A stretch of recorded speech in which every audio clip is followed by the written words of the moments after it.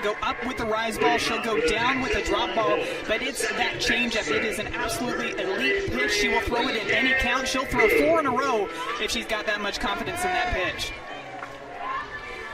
Here is the starting lineup for the Longhorns as Leanne Good steps in, and Reese Atwood, one of those freshmen, looking for a chance to shine here at Hall of Fame Stadium again. We are underway. The start time was moved up a couple of hours. We've had that happen a few times here this weekend to try to stay ahead of the weather. It's worked so far to get us to this point where the championship game, first pitch just after 12 o'clock local time. 75 degrees and sunshine at first pitch as Nicole May falls behind 2-0.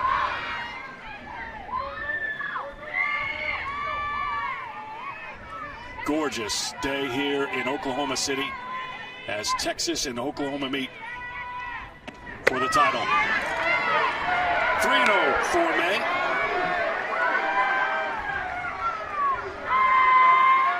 Good, a member of the all-freshman team of the Big 12, second team all-conference selection as well.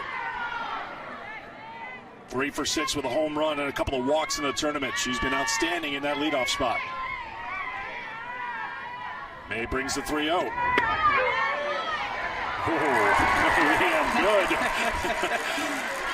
Dropped the bat like it was ball 4, but Mike Burwell wasn't buying it.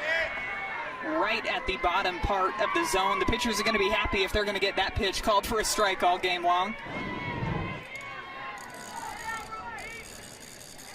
3-1. That's down the middle for a strike, and May battles back to 3-2. First team all-conference in the Big 12, 15-0 with a .55 earned run average, making her 16th start today. This deep Oklahoma staff with Alex Storako and the pitcher of the year in the Big 12, Jordy Ball. Good gets a piece. Mike White's team, 5 freshmen on the Big 12 all-freshman team. There's 10 players on that team, so that'll give you an idea. It's great math right there, Eric. Thank you. It's early. I feel like I'm off to a good start. Yeah, 5 of them in the starting lineup today. Another 3-2. Line foul off the bat of Leanne Good. Texas with 42 wins on the season, 11 coming in conference play for Mike White, now in his 5th season as a Texas head coach.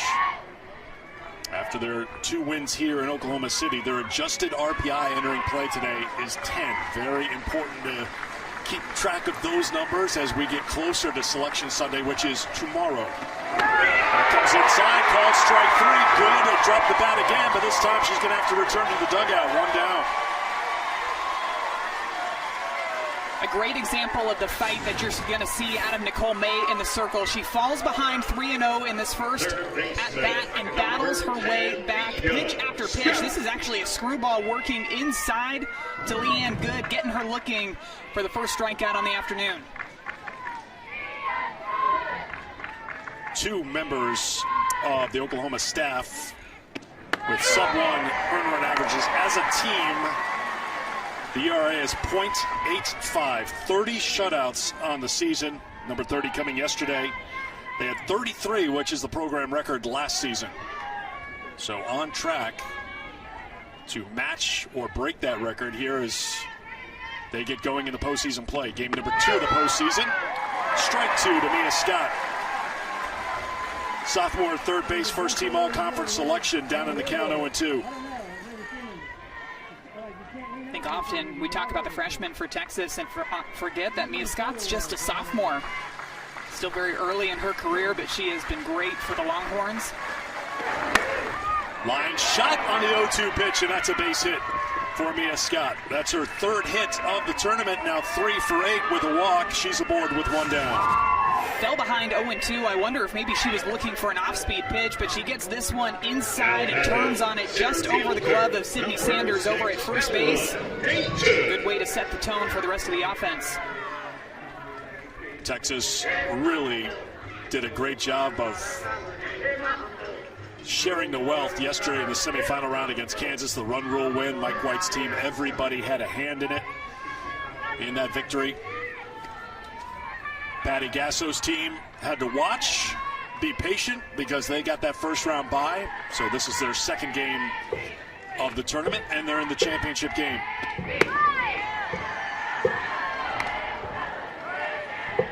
So Nicole May gets the start. We asked Patty before the game, well, who's the starter? And she answered right away, Nicole May. But when you have a staff with Alex Storako and Jordy Ball, it's hard to keep in mind that you've got to spread the wealth a little bit amongst your staff to keep them sharp and give them an opportunity in a championship game to get a start. This is a fly ball, foul ground. There will be room here for Grace Lyons. Too bad Bella Dayton is retired. Well, and you and I talking before this game, we kind of had a feeling that we were going to see Nicole May in the circle for the Sooners because we saw 3 of the 4 pitchers on their staff in yesterday's ball game and against Iowa State, and you know that Coach Patty Gasso, first and foremost, has so much confidence in what Nicole May can do out there. She's not going to blow you away with 70-mile-per-hour velocity, but she attacks the strike zone. She's got that elite changeup, so she knows that when she puts Nicole May out there in the circle, she's somebody that can get the job done for them, and she's done that all season long. Here's Reese Atwood. Strike one to Atwood. Tweak to the lineup for Oklahoma today. Alita Torres getting the start in right field. Boone left field. Coleman in center. That's the same as it's been. Sanders and Brito on the corners. Lyons, 3-time Defensive Player of the Year of the Big 12 at shortstop with Tiara Jennings at second. Kinsey Hansen catching again for Oklahoma. Hansen missed the last 2 games of the regular season after she was hit by a pitch in Game 1 of the Oklahoma State series. But full go.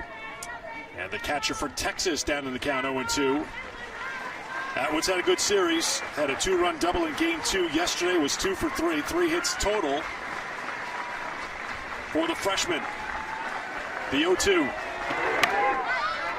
Popped up, foul ground. Brito has room. And that will retire the side. Texas gets a Scott single, but leaves her straight. In March. Just unbelievable to see how much the sport has grown, and I know we've talked about it over the course of this week, but a visual representation of just the explosion of softball is this stadium right here and the fan support that you get for all these games.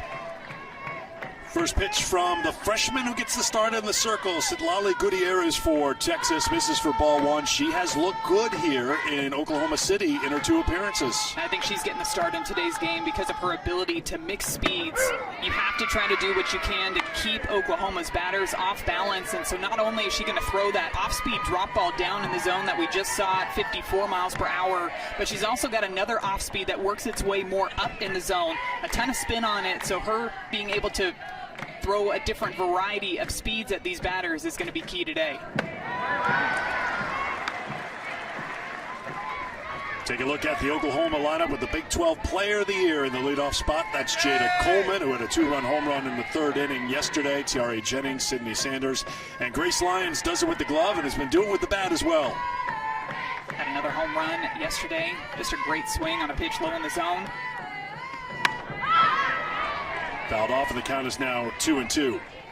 What was even more impressive about Jada Coleman's home run yesterday, she had actually fouled off the previous pitch into her front foot and kind of had a feeling that they were going to go right back to that same spot. Went up there, attacked it, and drove it out of the yard. And as you can imagine, Jada was feeling no pain in the home run trot. That misses. It's 3-2. Even if it does hurt, you never want to show the pitcher that it hurts. Never give them that satisfaction. Coleman with a team best 14 home runs on the season, making her 174th consecutive start. And she's aboard to start things off here for Oklahoma in the first with a leadoff walk. 2 for 3 with a home run yesterday. She's got a walk, so she's on base again. And here is Tiara Jennings, team leader in runs batted in with 53. The junior second baseman, 2 for 2 with a walk, a run scored, and an RBI yesterday, raising her average to 438 on the season.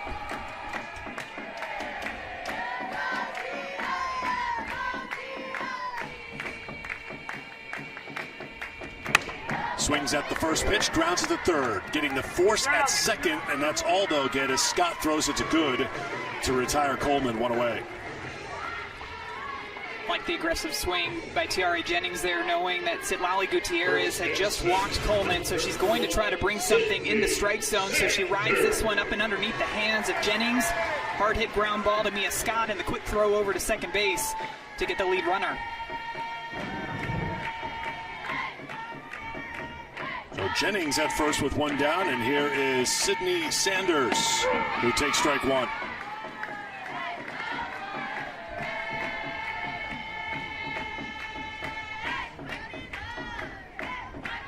Sanders, 286 on the season with 5 home runs, 0 for 1 with a couple of walks and a couple of runs scored yesterday in the semifinals.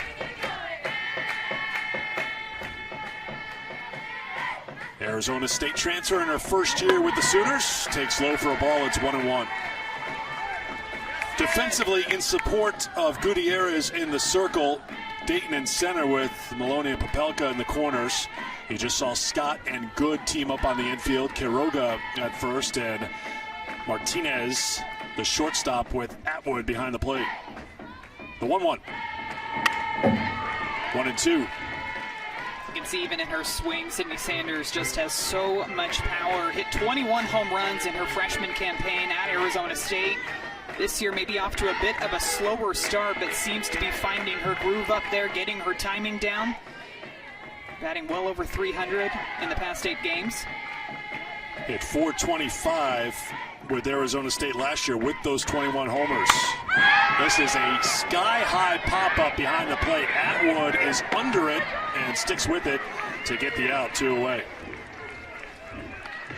It's a good job by the freshman back there, too. Those fly balls are never easy for the catchers. You can see how she throws her mask off to try to get a better view with that. Practically hit straight up in the air. A lot of spin on it, but she was able to get camped underneath it. 2 down for Grace Lyons.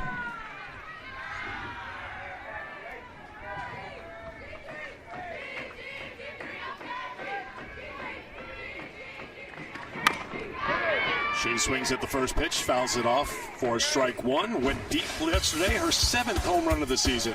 Such a good swing, and you can see how low in the zone that pitch was. She drops her barrel underneath that pitch, keeps her hands inside, and is able to hit it out to the opposite field, out to right center. Good looking swing right there from Grace. Coleman and Lyons hit the 2 home runs yesterday, bringing Oklahoma's total for the season up to 93. Framed by Atwood, doesn't get the call, it's 1-1. And they have truly spread the wealth for those 14 home runs. Coleman the leader with 14. It's not the Allo era for Oklahoma when it comes to someone far and away putting up the big home run numbers. 1-1 now. Off speed, this is a pop-up on the infield. Second baseman Good calls for it. Good job by Gutierrez after giving up the leadoff walk. Works. Mother's Day too, all of the mothers out there. Yes. First pitch of the second inning is fouled off by Viviana Martinez, freshman shortstop at 345 in the season. He's been on base twice so far in this tournament.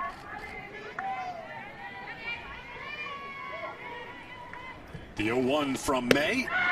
This is for a ball. It's interesting. You can't really talk about history because when you have freshmen like Martinez at the plate, we've talked about so many freshmen for Texas. This is such a new thing. But when you think about the Oklahoma-Texas softball rivalry, you would think maybe they have met for the title game more often than just twice. This is just the second time they've met in the championship, as this one's grounded hard to second.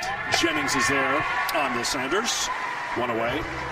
That other meeting was 2003, and Texas won 1-0. So it's been a while since there's been a title game between these two in the Big 12. Yeah, going that far back, too. Somebody familiar in the circle for the Longhorns, Kat Osterman, in her sophomore season. Can you give me a guess? Yes.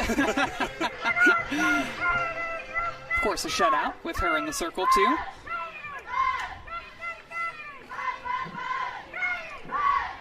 Katie Simmons takes strike one. No surprise, too. Kat had 15 strikeouts in that shutout game in 2003. I was about to ask, do you know her pitch count in that game? Because I'm going to guess it was up there a little bit. 15 strikeouts, it was definitely up there. You see the numbers for Simmons hitting a home run in Game 1 against Texas Tech.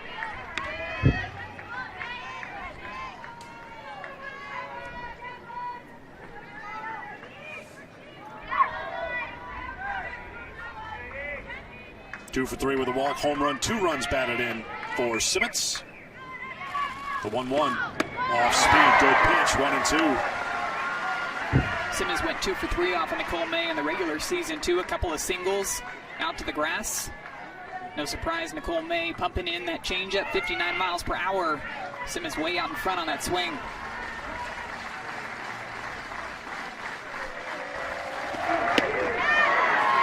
Two and two.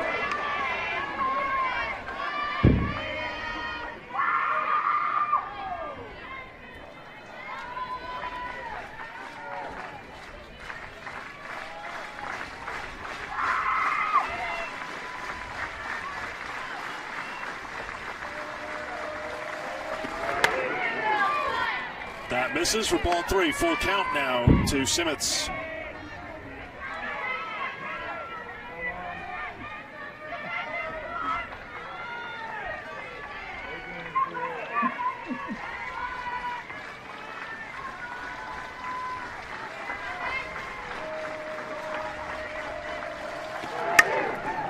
Grounded foul. Simmons homered in this tournament as a freshman last year against Texas Tech, and then did it again this year. 5 homers a year ago, 6 homers this year. It's funny, you see a sophomore, it's like, well, there's one of the veterans of the team comparatively. So true, this Longhorns team, so young, yet have a ton of experience under their belt playing in the Big 12.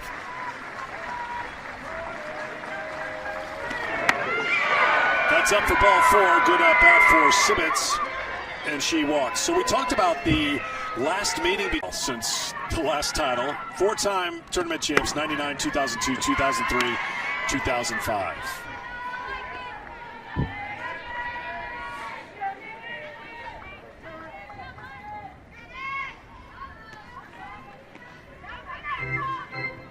Conversation in the circle as Kinsey Hansen goes out to talk to May with a runner on. Simmons with 1 down, and Vanessa Quiroga at the plate.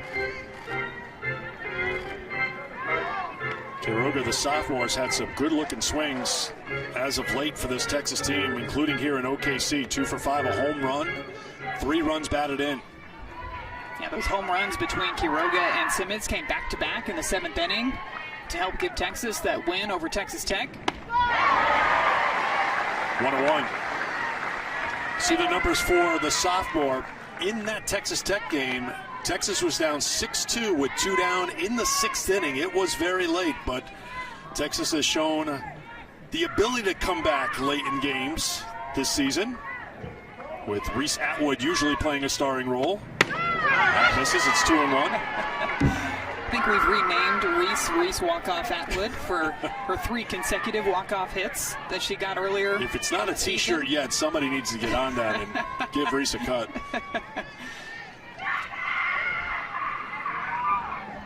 Two and 1 the count now to Quiroga. As Maddie mentioned, the home runs back-to-back, 3 in all after being behind 6-2. Came back to win it. And now Quiroga going for a little bit of a walk here. Needs a moment. Count now 2-2. Taking some really big cuts at these pitches, and Nicole May is such a master at changing her spins and her movements. Right at the last minute, some good break up and in on Quiroga on that pitch. Lays off, another full count.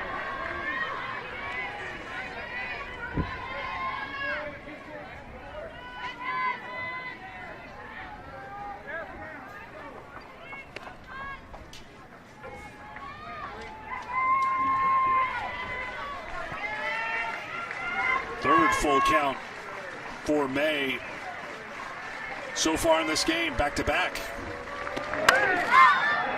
Popped up, left side of the infield. It's Lyons drifting in to the outfield. 2 down.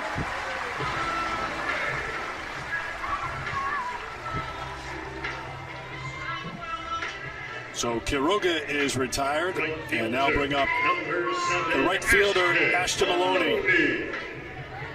Maloney, a redshirt freshman, didn't play last year because of a knee injury. Mike White telling us leading up to this tournament, she's been a pleasant surprise because of what she's been able to do and how often she's been able to play. She takes ball one. She started every game but 3 this season for White. The thought was maybe she would platoon, but coming back off that knee injury and playing great. 389 in the regular season, good for second on the team in hitting, and she was 372 in the Big 12.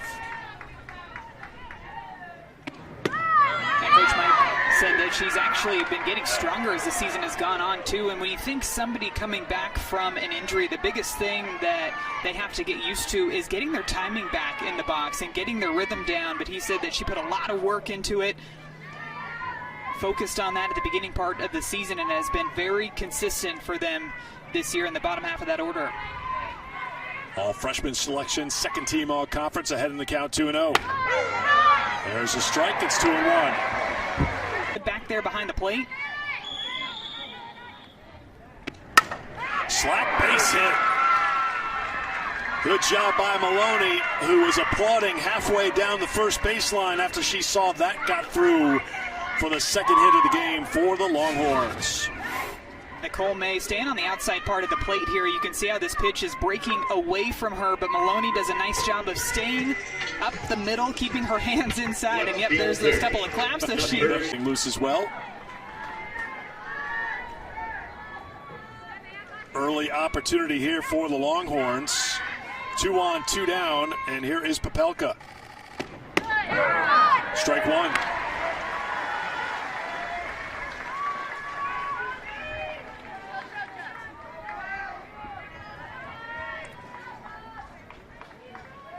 Popelka, one of 2 juniors in the starting lineup for Texas with Bella Dayton.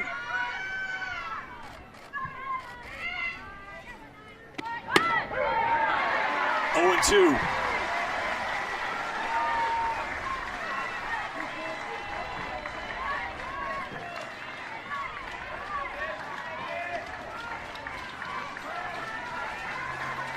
Four hits with runners in scoring position in the 2 games so far in the championship.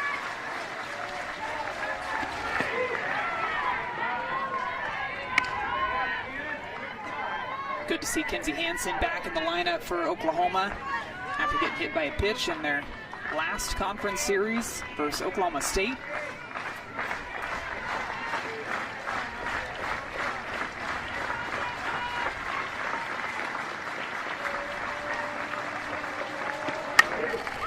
Back to the pitcher, May, the first to retire the side. For them too, for this team in particular, it starts in the practices, and she talked to us about just how competitive each and every practice is. This team bringing the fire even back in their fall ball games, having a series of games within the team, a point system for their fall ball games too to kind of drive up that competitiveness. You can see how it's translated into their production this season, especially in the offense, leading the D1 in several categories. And it's not just coming from 1 or 2 players either. Truly top to bottom in this order, the production has been off the charts. And then they get players like Haley Lee, who come into the program after spending the last 4 years at Texas A&M and become first-team all-conference selections. Haley Lee deep to center, and that is gone. 1-0 Sooners.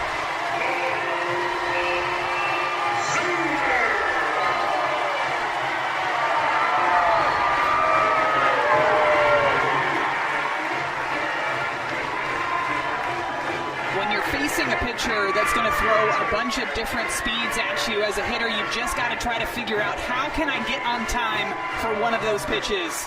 And Haley Lee goes up there with a game plan and executes. It's a pitch on the outside part of the plate, ends up leaking a little bit too much over the sweet spot. And you know right there, Haley Lee is going to clobber that one out to straight center to give the Sooners the 1-0 lead in the bottom of the second. Home run number 13 on the season for Haley Lee. who was 2 for 3 yesterday. So her first Big 12 tournament is going quite well. And here's Alyssa Brito. There's a strike from Gutierrez.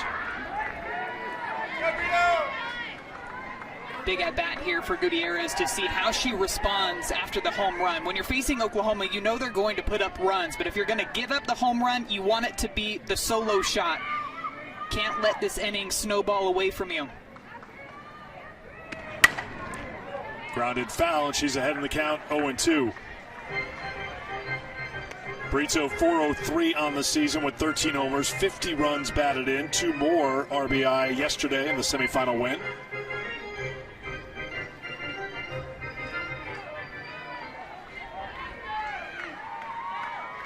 She had a 2-run double in the first. Oklahoma scored 3 in the first against Iowa State, 4 in the second, 2 in the third.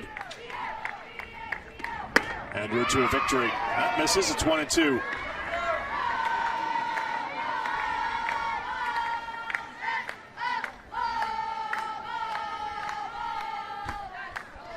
Players with 10 or more home runs. Oklahoma's got 5 of them. The rest of the Big 12, 5 players with 10 or more home runs. 94 for the team after that home run by Lee. That's down for a ball, 2-2.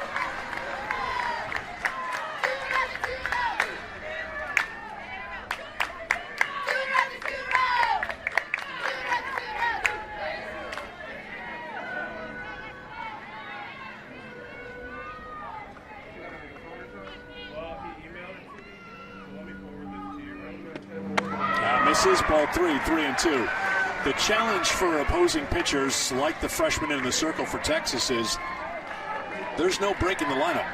There's no let up.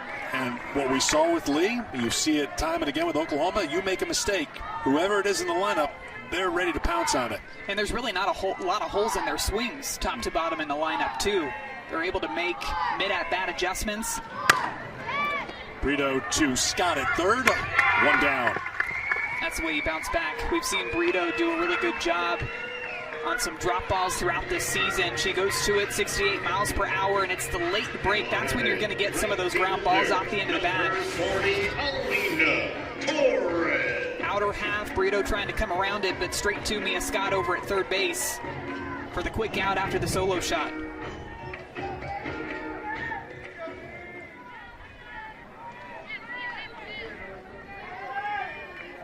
Now bring up Alina Torres. Right fielder takes strike 1. Came off the bench yesterday, was 0 for 1 at the plate. Also coming over from Arizona State, where she spent the last 3 seasons. Hit 16 home runs.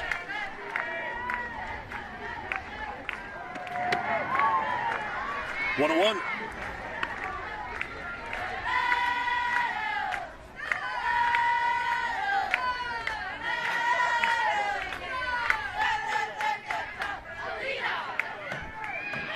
I love how Haley Lee hits a tape measure home run, then she's back in the dugout putting a twist on the song Tequila with the rest of her teammates. Fly ball. Alina flies out, and there's 2 down. Well, and it's little things like that, too, that aren't going to show up on a stat sheet, but Oklahoma brings that same type of energy every single ball game. You can hear them loud and clear out of that dugout cheering on one another. And you can also see after each one of these at-bats, passing the information along, passing some dance moves along down the line, just keeping the energy up all the time.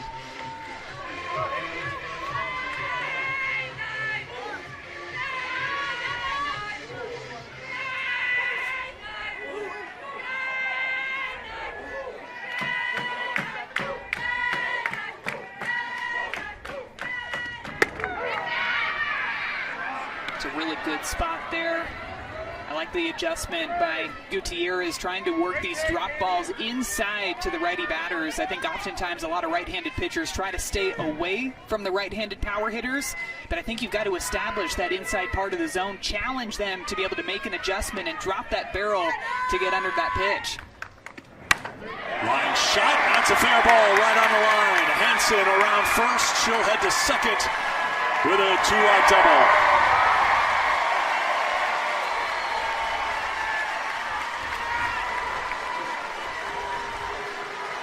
Saw the chalk come up when that ball landed down the line in left field, and Gutierrez goes up in the zone with a rise. Hansen all over that pitch, getting her barrel on top, driving it straight on that line. A short, compact swing. I think Texas is challenging whether it's a fair ball or not, as the umpires. Like we saw the chalk, right? Take another look at it here. Yeah, it looks fair to me right there. Yeah, you could see it kicking up. That caught the line. I think a piece of the chalk ended up in fair territory, too.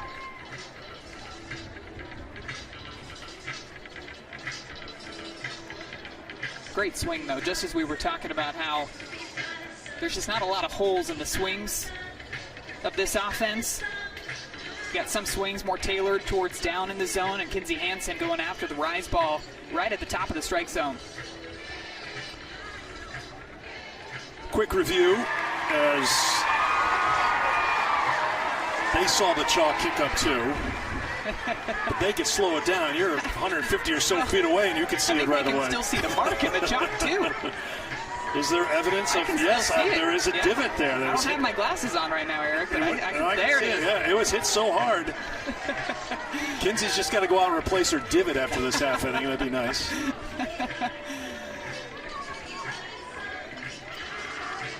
We were talking about that competition that Oklahoma had in the fall ball games, kind of a point-based system. They would get points for home runs, singles, walks, but they'd even get some individual points for exit velocity off of the bat. I'd imagine that Kinsey Hansen would have earned herself a couple of points with that line drive down the line. Ball one to the number 9 hitter, Riley Boone.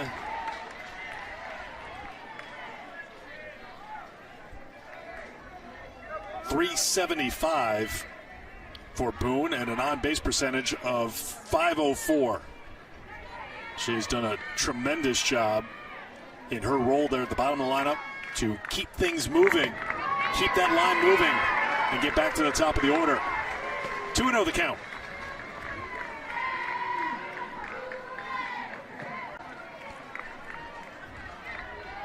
For 7 of the first 9 batters, Gutierrez threw first pitch strikes. Boone ahead in the count, 2-0.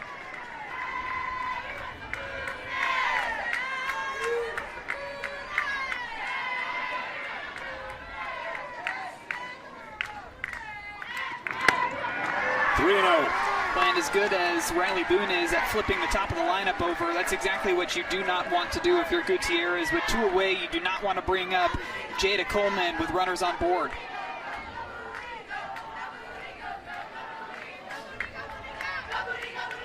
The Big 12 Player of the Year waits on deck.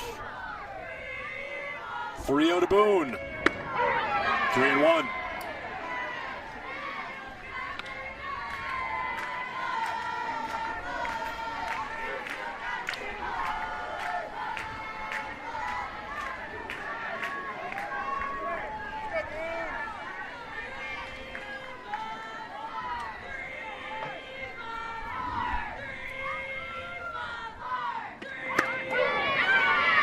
Gutierrez battling back. It's now 3-2.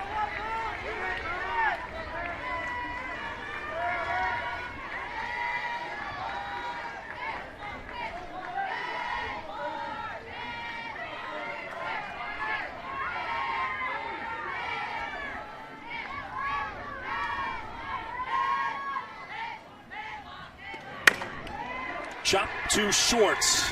The throw to first in time. Well done by Gutierrez. A good response after giving up the whole hit. And Hansen had a walk-off single, and then game 3 went to Oklahoma 10-3. Terry Jennings had a big game going 4 for 4.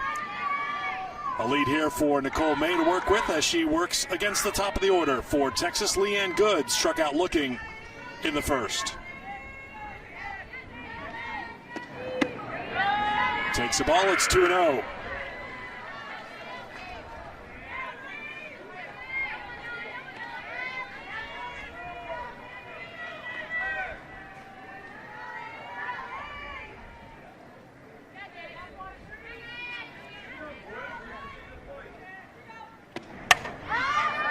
Fly ball to Coleman in center field. One away.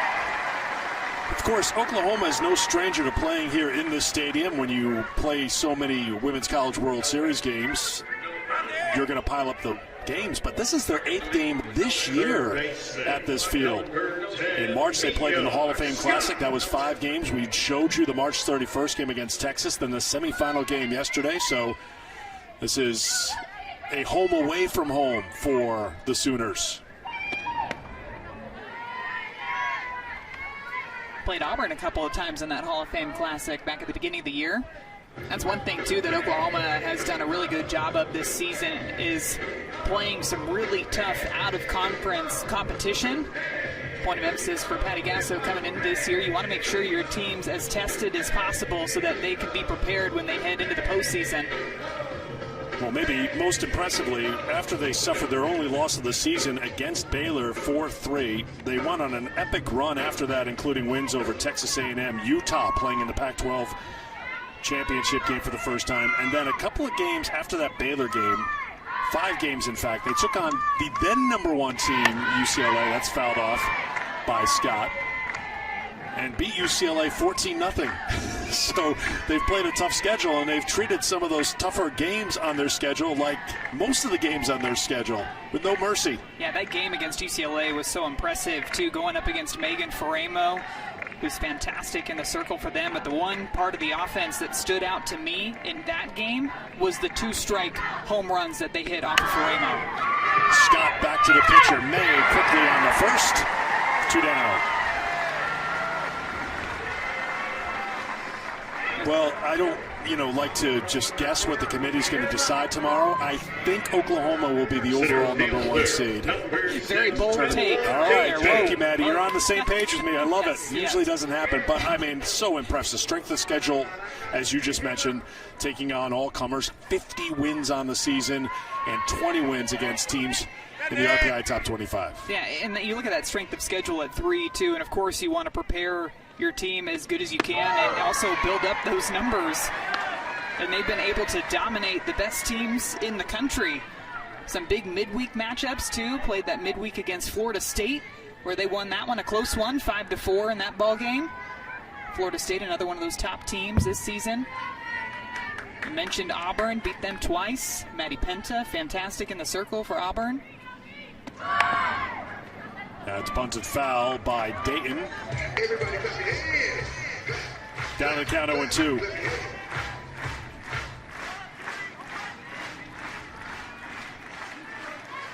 Yeah, had a tight one at LSU. Knocked off Louisville, a team that's had a tremendous season. And then when it comes to teams in conference play, Oklahoma State, outstanding team, one of the best teams in the country, should be one of the top 8 seeds in the tournament. That misses for a ball. It's 1-2. Yeah, it is interesting. Oklahoma's only loss was against a conference opponent in an out-of-conference, pre-conference game. Yes, that's right. Just trying to see how many times I can work the word conference into a sentence. You stuck the landing. You stuck the landing. It was perfect. Nicole May getting the start here today for Oklahoma. Her first appearance here in the championship.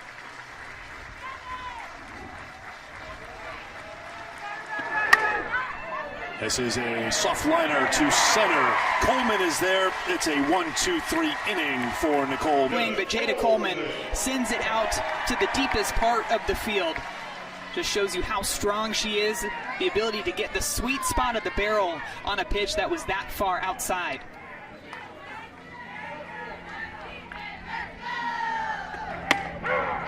Take strike one from Gutierrez. So second time through the lineup for the freshman pitcher for Texas. Walked Coleman in the first.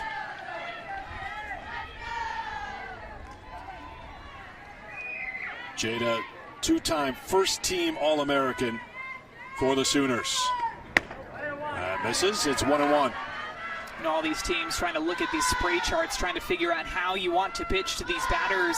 And Coleman's so good hitting balls to the left side. 52% of the balls that she's put in play have gone to the left side of the field. She will pull it, though. She does have power to the right side of the field. But her ability to go opposite field with those outside pitches at such an impressive clip. This one is rolled over to the right side. Good at second on the first, one away.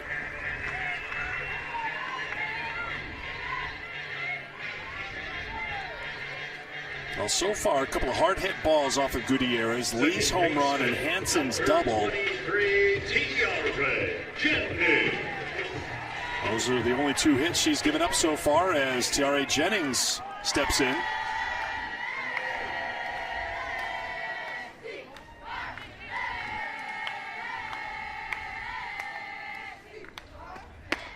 Strike one. Another first pitch strike from Gutierrez.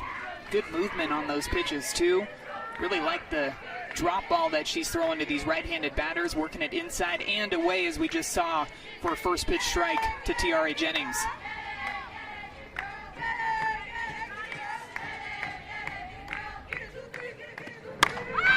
Popped up on the infield. Quiroga's calling for it, called off by Good. And Jennings pops out. 2 down. And Gutierrez goes back to the same part of the strike zone, but with a different pitch. The first one was a drop ball working its way down in the zone. Then she takes a little bit off of it with some upspin on the next pitch. You can see down at the knees, but moving in a different direction. And Tiare gets it off of the end of the bat because she's a bit out in front on that swing. Good sequence of pitches right there from the freshman to a very powerful hitter up at the plate. Here's Sydney Sanders, who fouled out to the catcher Atwood first time. This one is to third, cut out by Good. A very strong inning for Gutierrez. Just 6 pitches in the inning. Oklahoma is on top. Maybe there's a football stadium on campus in Norman that could accommodate them at some point. Well, we know that the fans are going to pack the house. Let's go. Without a doubt. If anybody can do it, you can do it, Oklahoma. Could you imagine that atmosphere? That would be incredible to see that happen. Here's Reese Atwood leading things off for Texas. 4, 5, and 6 for the Longhorns here in the 4th. Atwood with a fly ball, foul ground. Going to be close to see if there's room here, and almost. Brito getting that little nook and cranny down by the tarp. Things get a little awkward for fielders, knowing how much room you have. Yeah, we have seen the tarp get a couple of players in this tournament. Oh, so close. Having to deal with a lot of obstacles over there in that corner. I believe it was Haley Harper, the shortstop for Kansas, that ended up tucked behind the tarp on an attempt to get a fly ball down there. Well, she had a beat on it. Our friend the usher down there at the top of the stairs, I have my doubts whether or not he had a beat on it. It's coming your way again. This one's going to stay closer to the field. Brito's got this one, and Atwood is retired. 1 out here in the 4th inning. Of course, this is a place softball fans are very familiar with. They'll have a different look in the outfield come Women's College World Series time. Everybody just tremendously accommodating, friendly, just been a great event for us to be around. It has been one where we've had to be a little nimble, shall we say. They moved the start times up because it's May in Oklahoma, so you're working around the weather, but couldn't ask for better conditions than what we have right now. I do think that the fans have made great in-game adjustments too, adjusting to the weather. The presence has been fantastic with all of the game time changes, all of the weather that we've seen. There's the ball to Martinez. It's 1-1.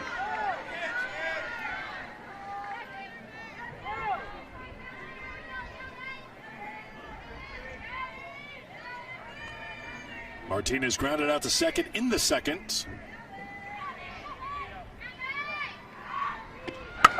This one is hit deep to right field. It is back and it is gone, and we are tied.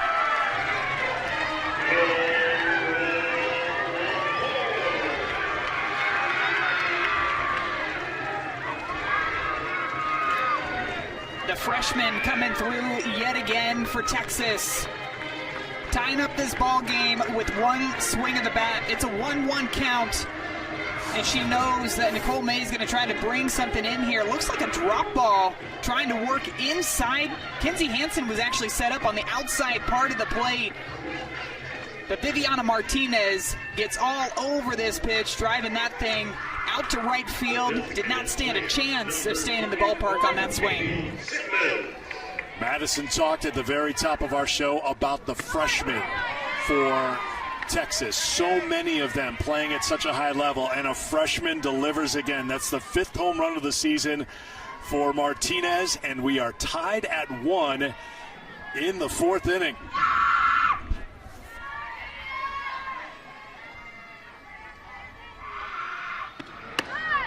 Simmons takes up high for a ball. It's 1-1.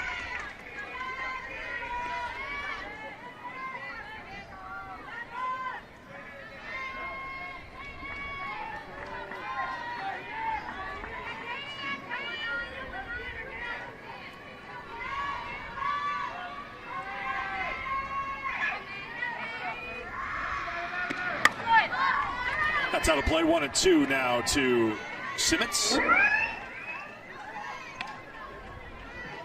Was interesting after that home run. It looked like Kinsey Hansen coming out to talk to Nicole May, looking at the signs. I wonder if their signals got a bit mixed up on that pitch to Martinez. Hats off to Martinez for capitalizing on that drop ball inside. Really good swing on that pitch. That's down low. Yeah, you always take a look, like after a pitch is delivered, like the body language. It looked, just looking at May, like she knew she missed her spot. And Hansen maybe coming out just to say, encourage her or just get on the same page. But just the shoulders dropping, a little look towards the dugout, like that's a mistake. And Martinez made her pay for the mistake. And that's why the freshmen have been so good all season long for Texas, because they are able to capitalize on swings like that. Full count now to Simmons.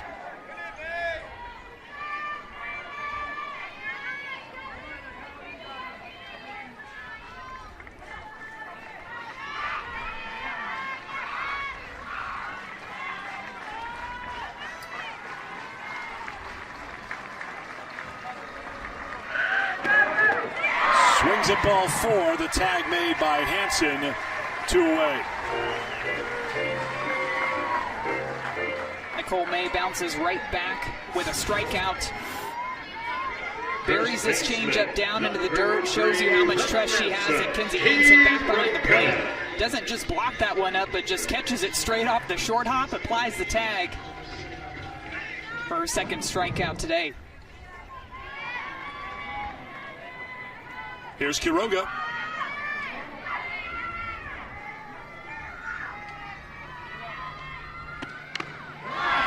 Quiroga fouls it off for strike 1.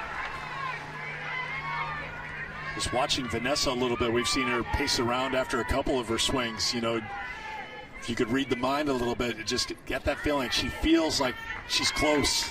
She's right on it. Taking some big swings, sometimes just taking a couple of extra steps out of the box. You can clear your mind, refocus on that game plan. She's down the count 0-2.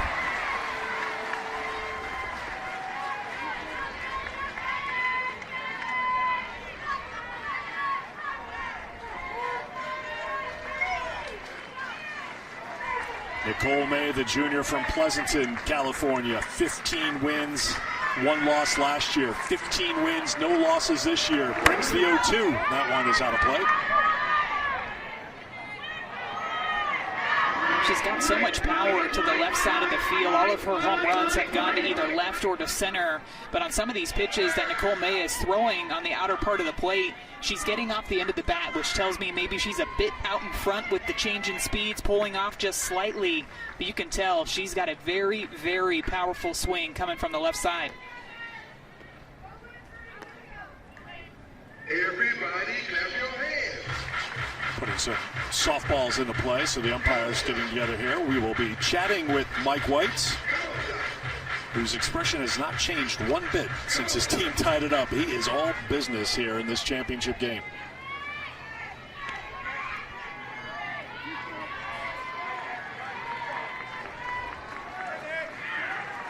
Another 0-2 pitch to Quiroga.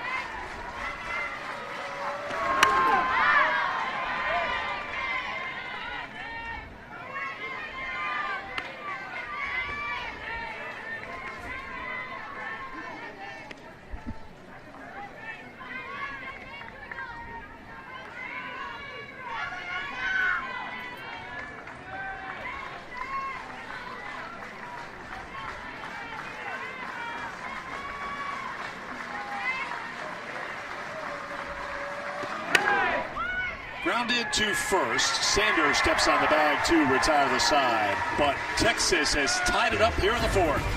And of course, it's a fresh. Had a hard hit ball, but a great bounce back in the third, top of the order. Got Coleman to ground out, got Jennings to pop out, and got Sanders to ground out. And now dealing with the cleanup hitter, Grace Lyons, to start things here in the bottom half of inning 4.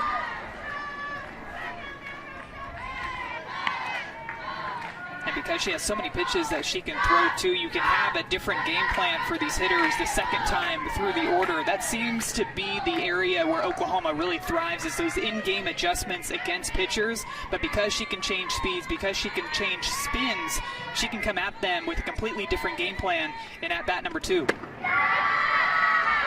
One thing she's done well here today is throwing first pitch strikes, but now falling behind the leadoff hitter here in the fourth for the Sooners, Lyons, who popped out to second in the first.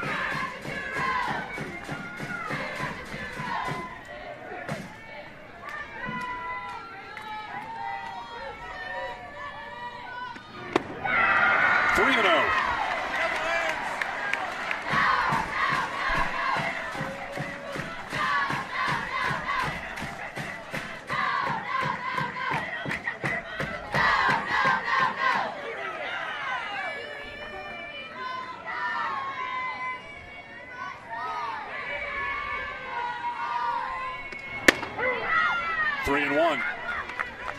Look like 4 straight drop balls we're seeing from Gutierrez going up against Grace Lyons. Couple inside. That one getting it for a strike outside. Go, Grace!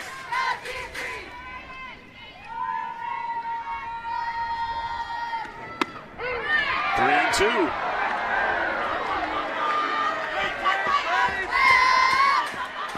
Another drop. I don't think the fans here like that one being called for a strike.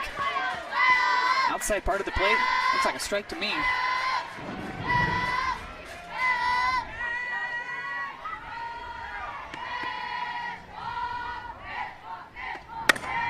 Grounded to seconds.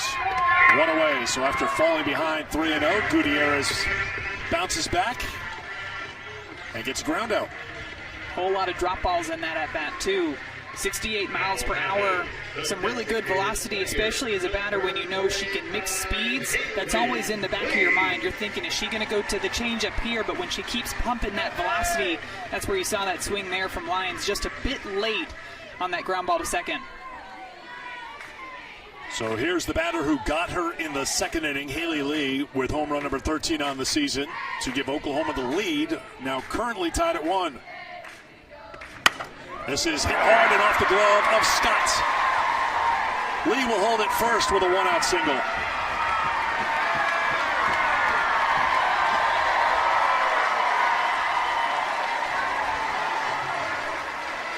All the emotion from Haley Lee over at first base.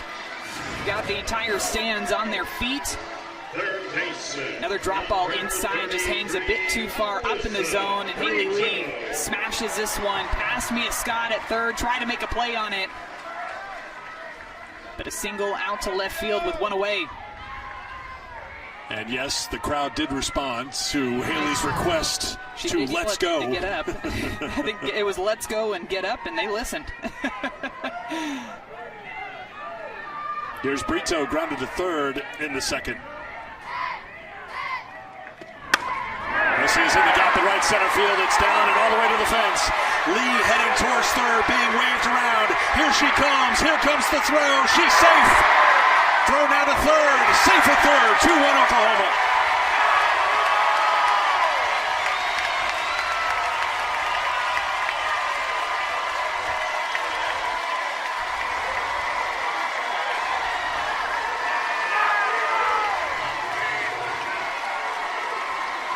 Brito's swings on drop balls have been so good this season.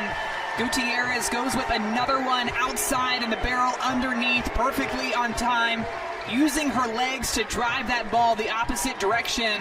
How about the wheels we just saw from Haley Lee, scoring all the way from first base on this ball out to the right center field wall, rounding third base hard, diving in safely. And heads up base running too by Brito to advance all the way to third base. Pretty good pick by Scott there too to make sure Brito would stay at third base. And a good backup by Citlali Gutierrez too, who was back behind home plate, actually caught that throw in the air and fired it over to third base. But the energy, you can just feel it coming out of the dugout. The fans in the stands, coordinated cheers by the girls watching this ball game as well. So you saw Mike White, the Texas head coach, head out to the circle. A couple of hard-hit balls for Oklahoma as Torres steps in.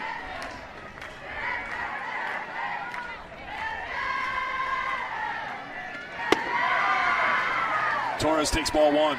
You were mentioning the first pitch strikes too, and that was an immediate adjustment by Oklahoma. Both Brito and Lee hit the first pitch of their at-bats, both for hits. Might have been part of the conversation that Mike White talking to his battery about too, is making sure that she's moving the ball. Even the first pitch of the at-bat, not being too predictable. That one skips away. Here comes Brito. 3-1.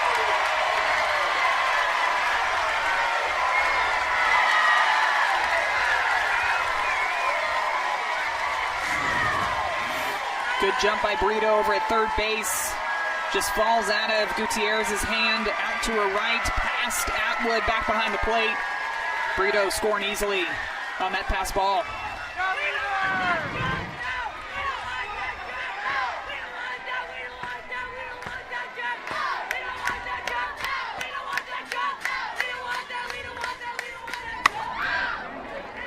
Grounded foul, 2-1 now to Torres, who flied out to center in the second. So after Texas tied it up in the top of the fourth, Oklahoma wasting no time to go back in front.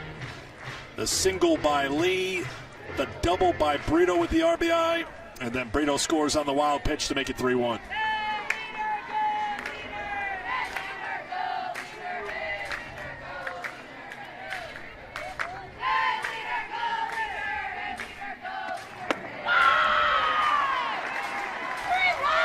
Three and one now to Torres.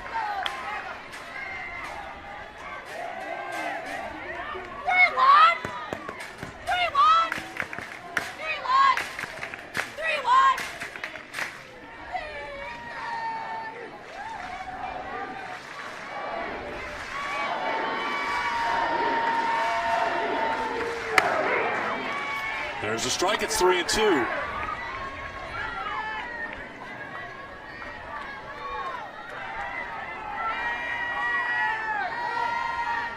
We've got the OU fans with their chance, but I'm sorry, they are not going to be louder than what's happening in that Oklahoma dugout.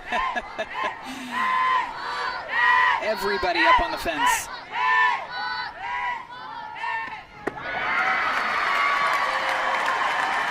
One out walk to Torres.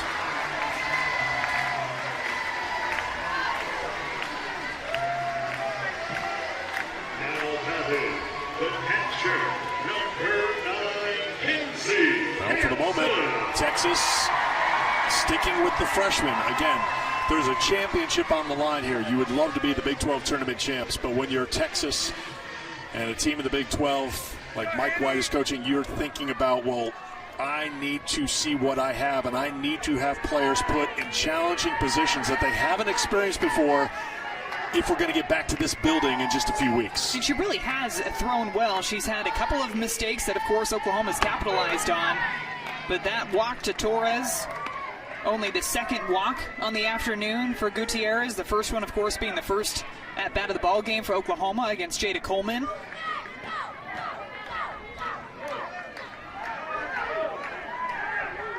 See some signals being passed from Jordy Ball for the last 2 years. There is no such thing as pumping the brakes. No, absolutely not. She's all gas, no brakes. Yes, all the time.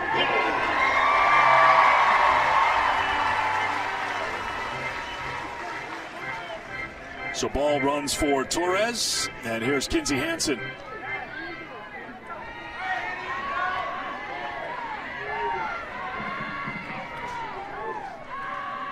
Hansen smoked a double her first time back in the second.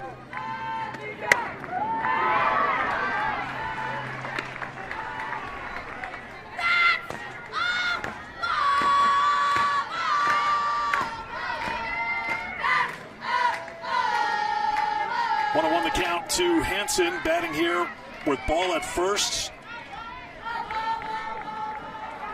And one out here in the fourth.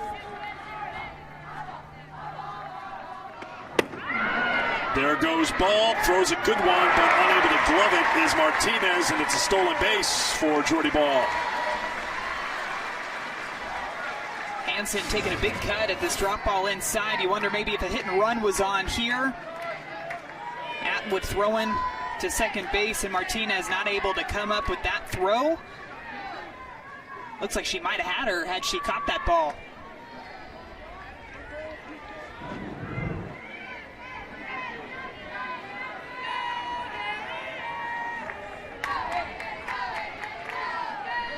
One and two, the count now to Kinsey Hansen.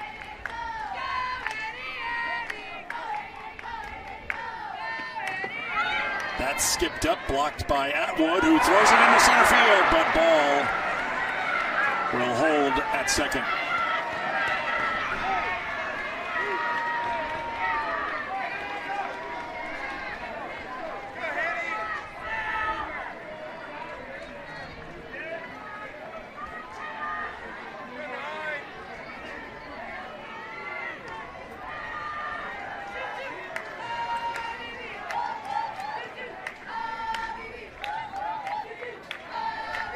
The 2-2 to Hansen.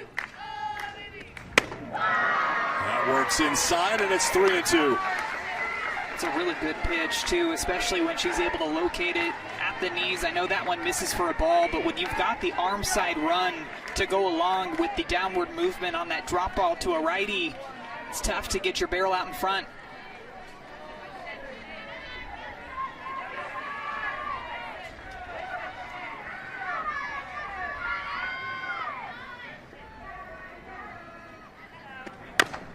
Chop to Scott at third. Looks back. Ball throws to first. Good play. 2 down.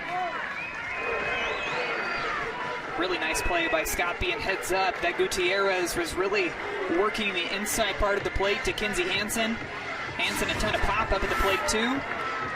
Scott back even with third base. Has to run a good distance for this ball. Looks Jordy Ball back at second base and then fires across in time to get Hansen out.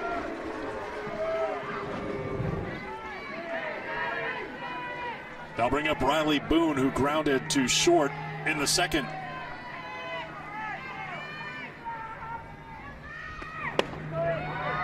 Misses for ball one.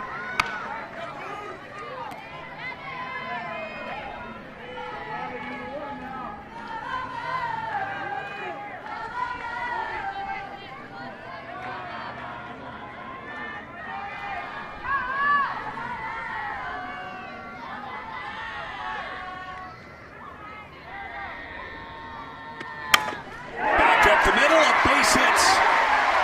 Ball will score. It's 4-1 Sooners. Riley Boone with a 2-out RBI.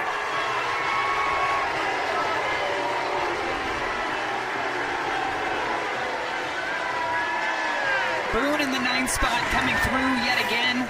Knows that Citlali Gutierrez likes to throw outside to the left-handed batters, and she smokes this one straight back up the middle. Bella Dayton trying to make a play on this one, but Jordy Ball with a ton of speed, rounding third base, easily going to score on that base hit out to center field. Did pitch in this series already, championship tournament. 2 1/3 innings of work, 1 hit, and no runs. A little bloop glove by Scott, so with 1 pitch, Chet gets Coleman to retire the side. Win in the regional round, you would host in the super regionals. Jordy Ball pinch ran, stays in the game. 2 pitch here in the 5th inning for Oklahoma. Ball's going to come in here with some really good velocity, has an off-speed pitch, and it's that drop ball that she's going to throw to both sides of the plate, but majority of her swings and misses to both righties and to lefties are on that arm side of the plate, so away from the lefties and inside to those right-handed batters. That pitch right there again, 70 miles per hour, and it's got some really good arm side run to it. Really hard for these lefties to get good barrel on that pitch. Avery Hodge takes over in right field for Torres.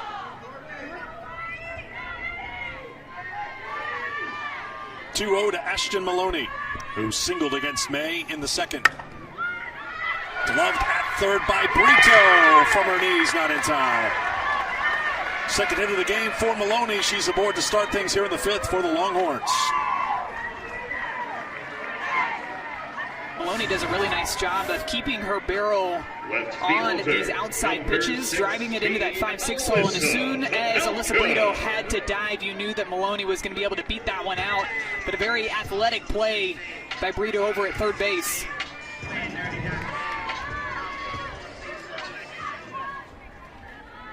So Maloney safe. Oh, some royalty in the building here today. Jocelyn Allo. A lot of Sooner royalty in the building today. Of course, Jocelyn Allo, Lauren Chamberlain in the house too.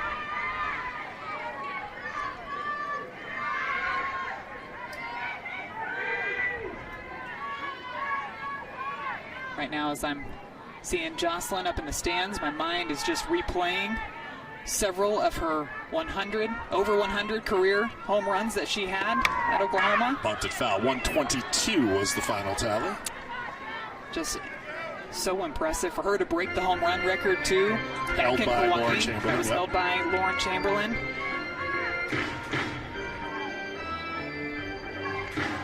Now providing the assist on a warm day.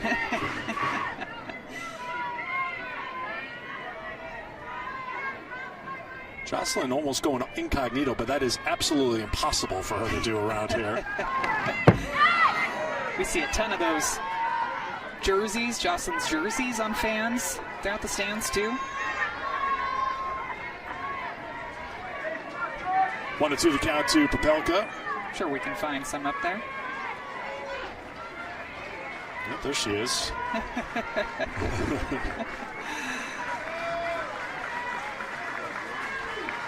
There's the 1-2 to the number 9 hitter. Slapped out of play. Now Jordy Ball in the circle, not just a pinch runner, really good pitcher too. I think you're underselling her with really I'm trying. I'm building things up here, Maddie. Work with me. Co-pitcher of the year last year in the Big 12. She's pitcher of the year this year in the Big 12. First team, of course, all conference. Swung on and missed. Ball gets the strikeout, one away. And you can look at her numbers and how impressive she is, but she brings an energy to the field that fires up her team. She's fired up. It gets the crowd going as well. She's got that kind of character in addition to being a really good player. Well, you just see the way that she walks back and forth in the circle. I believe it was Beth Mowens that said it looks like she's a tiger in a cage out there on the hunt when she steps onto that rubber.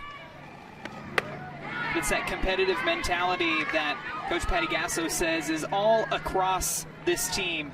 They might have different personalities, some might be louder than others, but everybody across the board has one goal in mind, and that is to be the very last team standing when it comes time for the World Series.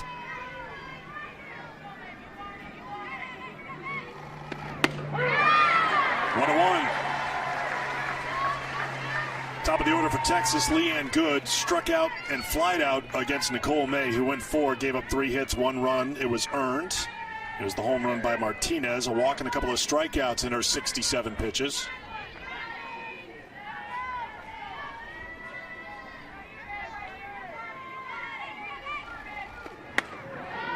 Two and one.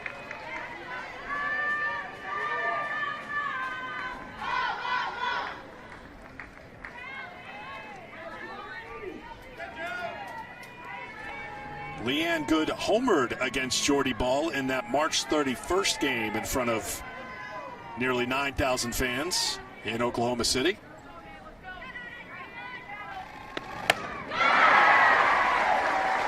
With a swing like that, trying to homer again off of Jordy Ball. Counts now 2-2.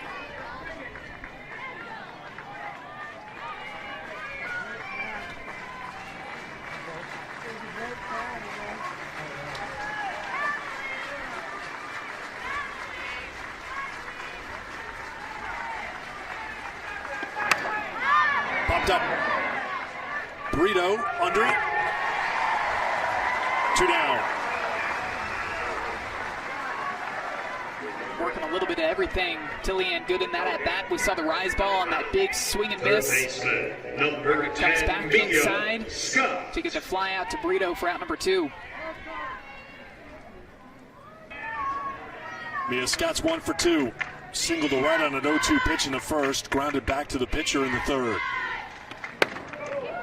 Takes ball 1.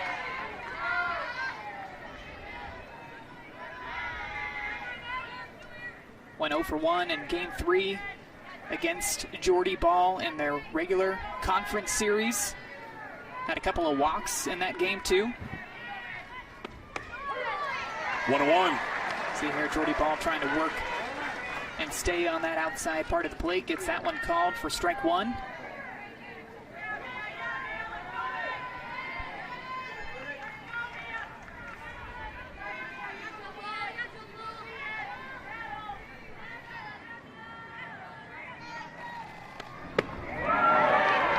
Off-speed misses for a ball. It's 2-1.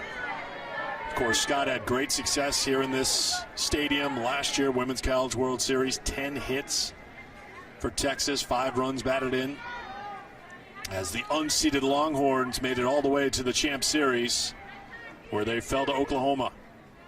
You could see the defense too, how they're shifted with Scott.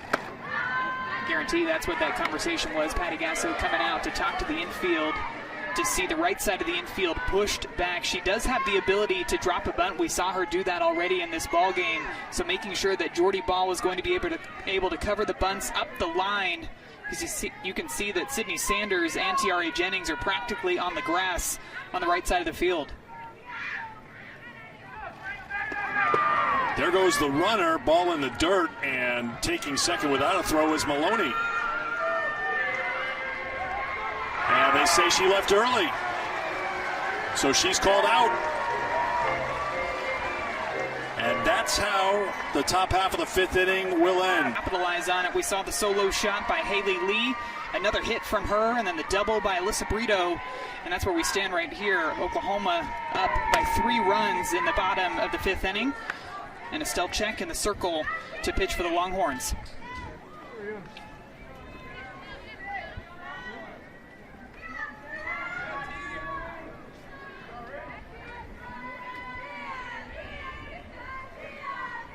Jennings to lead things off. That runs inside. It's 2-0. Jennings was 0 for 2 against Gutierrez.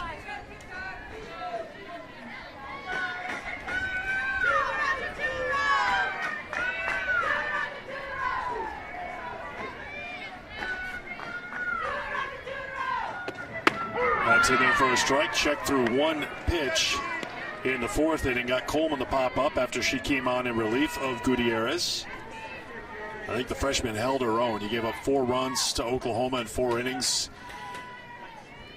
Compared to what others have done this season, that feels like a win. That's bloop foul and out of play. But like we said, when you're Texas and you're trying to get your team best positioned for the NCAA tournament, Lali Gutierrez is going to be a big part of their success going forward. There's no question. I think it's good for her to get the experience in this championship environment too. And we talk about all these freshmen for Texas, and you pointed out, well, they're not really freshmen anymore because of the experience of this year, but it is their first time going through the postseason, so you have to get used to those sort of feelings and emotions that come into a championship game like we're seeing today, along with the crowd in the stands, learning how to channel all of that energy into positive energy. Chop. 2/3, cut off by Scott's. Smooth play, one away as Jennings is retired for the first out of the 5th. Scott does a really nice job over at third base. We've seen her have to be athletic on a couple of these ground balls, moving a long way to cut that one off because she knows if that ball gets to her shortstop, not going to have enough time to get Tiare Jennings out at first base. Only person on the infield that can make that play, and she makes it look easy.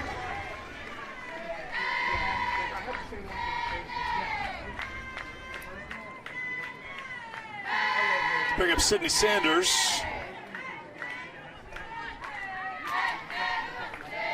Leanne Good needed a little piece of equipment from the dugout, so she's all set, as is Check and Sanders. Sanders 0 for 2. Strike one. You can see when Sydney Sanders goes to stride, it looks a little bit different than what we saw from her at the beginning of the year. She almost has this toe tap, so her left foot's going to tap and then stride forward. At the beginning of the year, she was going straight to the stride forward rather than that toe tap beforehand. We see a lot of players go into that, maybe to try to get their timing down, even get some good leverage in their legs on those outside pitches. When you've got a swing like Sydney Sanders has that's so powerful, we mentioned the 21 home runs that she had last season, a lot of pitchers are going to try to stay on the outside part of the plate. Introducing that toe tap, help her stay in her legs a bit more on those outside pitches. 1-2 to Sanders.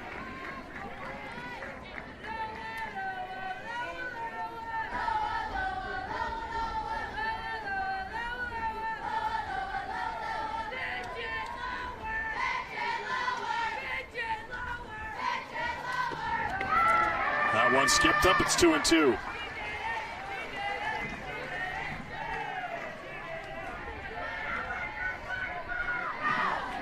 We saw Estelle Check in the Texas Tech game to come from behind win for Texas in the first round of the tournament. Went 2 1/3, gave up 1 hit, no runs, very important, giving Texas a chance to come back and pick up an 8-inning win. That one drops down, swing and a miss by Sanders, 2 down. Goes with the off-speed there, dropping it down 57 miles per hour, and some good movement on the off-speed pitch too. Diving down and inside to Sanders. Really good pitch for the strikeout.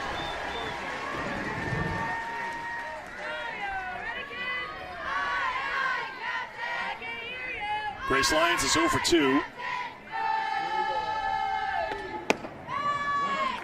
Takes ball 1.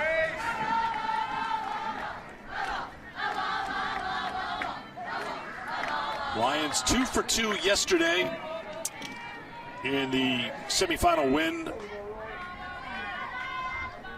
over Iowa State. Home run and 4 runs batted in. That one is hit foul. I had to ask the question when we talked to Grace postgame because, you know, she had an impressive home run at the plate, but when you're the 3-time Defensive Player of the Year in the Big 12, question has to be asked, would you rather hit a home run like you did or make a great defensive play? And I'd like to say there was no hesitation, but there was less than no hesitation from Grace in her answer. Of course she wants to make a great defensive play, and Madison Shipman, the former All-American shortstop at Tennessee's nodding along. You knew what the answer was going to be. Yes, and I don't even think she let you finish that question before she started answering it, and somebody that just loves to go out there and play defense, you can tell that it just brings her so much joy, whether it's in practice, in the game. Made a phenomenal play yesterday that didn't end up getting recorded as an out.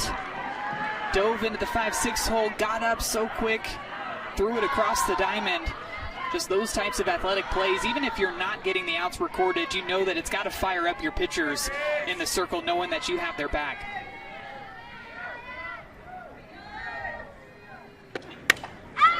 This one's blooped to good at second. It's a 1-2-3 inning for Check. And the Longhorns down by 3, coming to the plate in the 6th.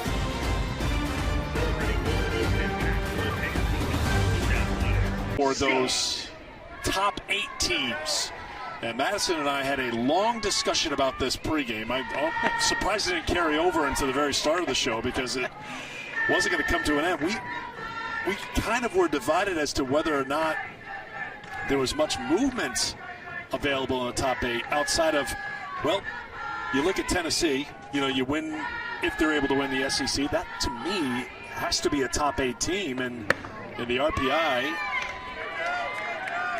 Caitlin Urka and Johnny Hanna aren't going to like this, but I'm going to make the director-producer call here. Can I see that RPI again? Because my memory is shot and I can't remember. I've got so many numbers Play-by-play producer and director. All I know. They're just they are eye-rolling me like you would not believe right now in the production truck. 2-0 the count here.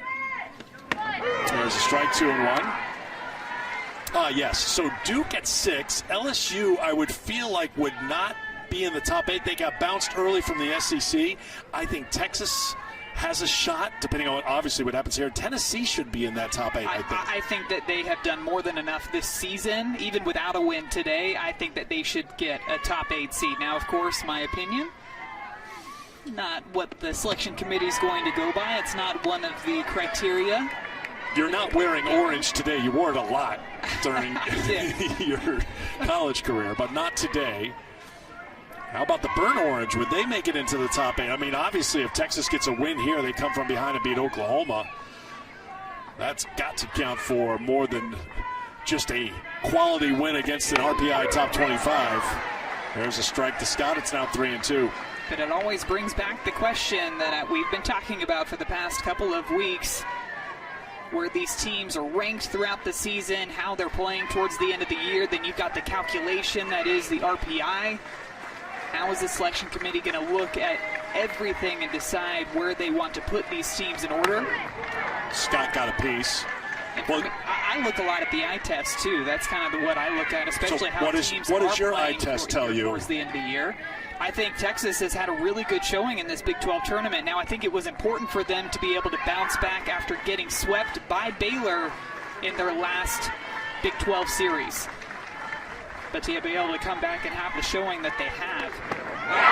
Scott strikes out. Ball gets her second strikeout, one away.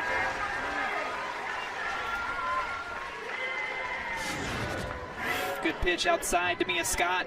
Scott towed up on that chalk line, knowing that Jordy Ball likes to go outside to the lefties. This one, she gets a bit of lift on it, too. Going up in the zone. We know she's known for that drop ball down, but changes the eye level and gets a swing and miss.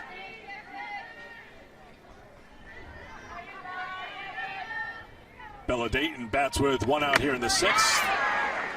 Strike one.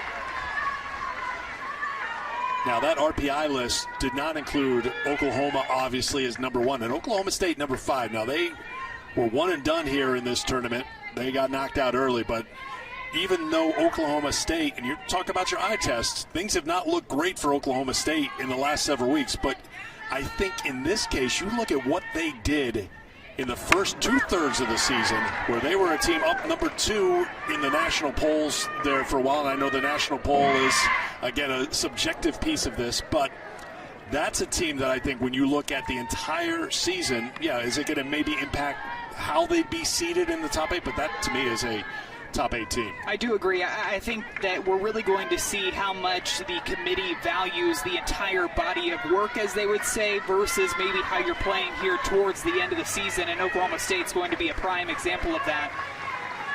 Came out hot out the gates.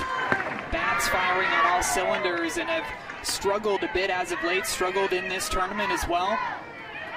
A lot of defensive miscues have led to a lot of those losses. They actually performed very well against the Sooners last weekend. Coach Kenny Gajewski said they got back to playing cowgirl softball against the Sooners, but still several losses through the last couple of weeks of the season. I hope the committee's watching. I hope those 2 Oklahoma State fans who came out here to watch a Red River game, I mean, that passes the eye test right there. Good job. Thanks for being here, folks, because I know it can't be that comfortable for you, but if you're a softball fan, you're in the building. The big question, of course, their seats aren't as good as the Oklahoma or Texas seats right now, and that's just by default here today. This one is slapped to left out of the reach of Lions. And Dayton's got a one-out single for Texas. I think the big questions for tomorrow for the Big 12 are, what's the status of Texas? Are they a top 8? They're certainly a top 16. We know that. Would they be a top 8 team? What's the status of Baylor? Is Baylor going to be a regional host, or is Baylor going to be on the road in the regional round? Now, it is a big question coming into this week because Dariana Orm did not throw at all in their last conference series against Texas. Even more impressive, they were able to get the sweep against the Longhorns without their ace in the circle, but she did throw in this Big 12 tournament. That is just foul off the bat of Atwood. And that's a piece of it. Did you have your top players, your full roster, your full top lineup for all the season, part of the season? Is it now late in the season where you're getting healthy? That's the case with Orm, who was resting there and didn't pitch in that last regular season series, but we did see her here in Oklahoma City.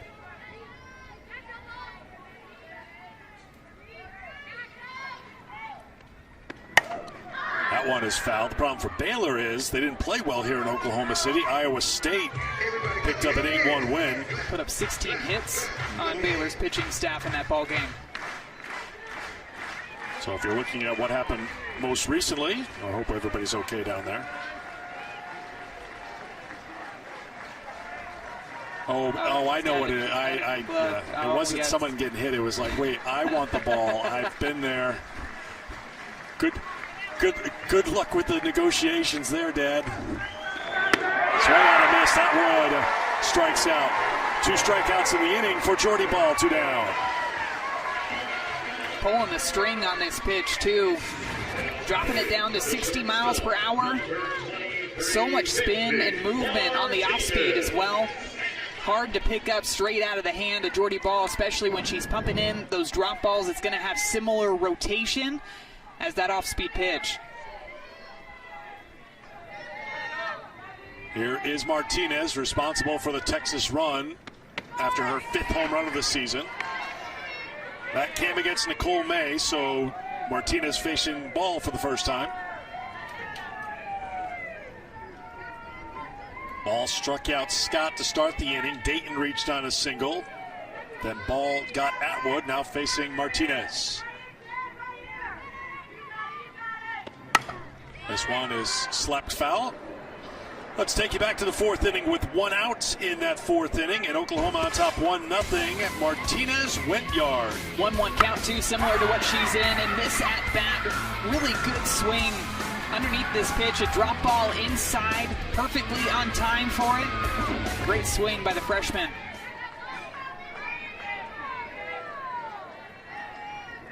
Here is the 1-1 from Ball. 1-2.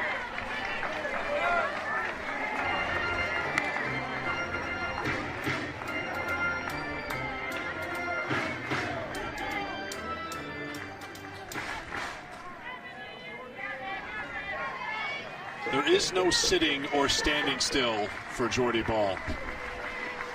Constant motion. Before the pitch, during the pitch, and a ground ball gloved by Lyons. Takes it herself to second to retire the side. Heading to the home half of the 6th inning here in OKC. The Sooners up by 3. Oklahoma, the team has showed they could flex their muscles all season, and it's contagious. They're going to pump you up in the stands, apparently.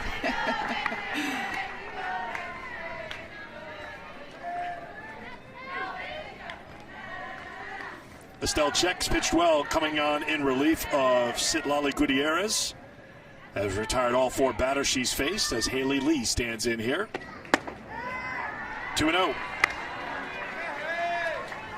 Gutierrez got the start, went 3 2/3, gave up 5 hits, 4 runs, walked a couple through 62 pitches. Big inning was the 4th inning for Oklahoma. Lee singled to start it. She scored on the double by Brito. Riley Boone also with an RBI single in that inning.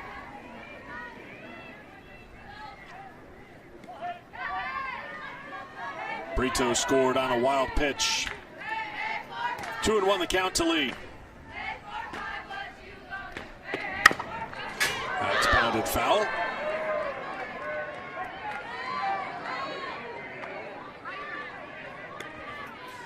Haley homered in the 2nd, her 13th of the season, singled and scored in the 4th.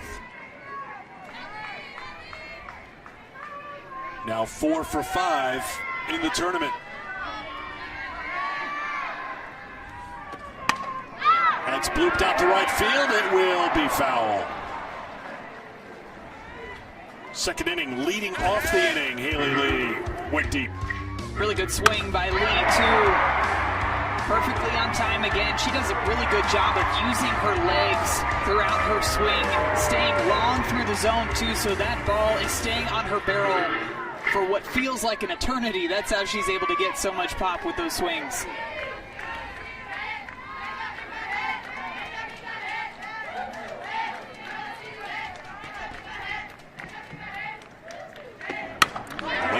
Or is that one foul?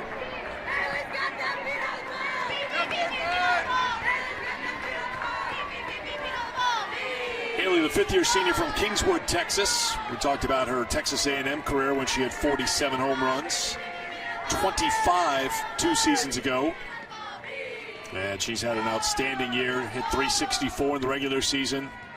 First team all-conference selection in the Big 12. Close, but a ball 3-2.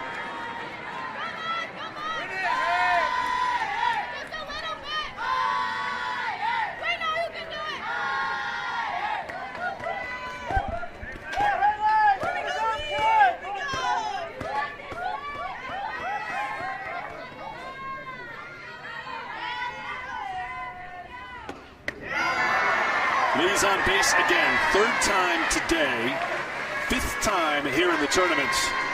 The leadoff walk here in the sixth.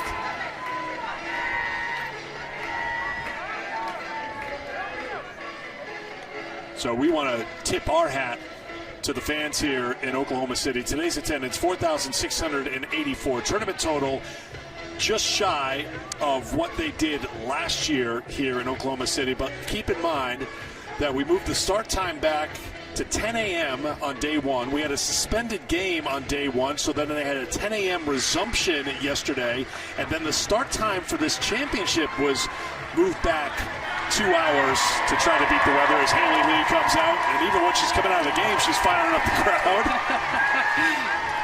This big crowd.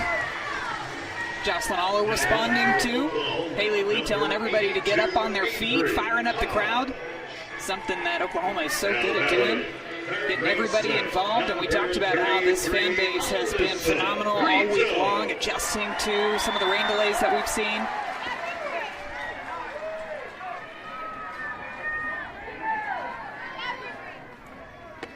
Hodge running for Lee, and it's strike one to Brito.